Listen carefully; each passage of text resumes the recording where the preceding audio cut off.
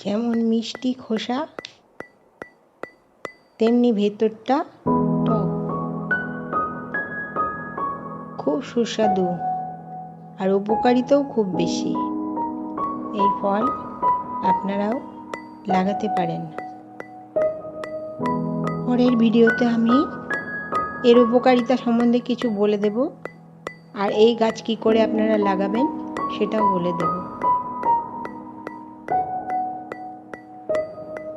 ছোট্ট একটি গাছ, কিন্তু অনেক ফল, খুব সুন্দর দেখতে। গাছটাও খুব সুন্দর লাগে দেখতে, রং হলে পরে আরো বেশি ভালো লাগে। এটার নাম মিষ্টি লেবু, সুইট লেমন। খুব সুন্দর দেখতেও, যেমন খেতেও তেমনি সুস্বাদু।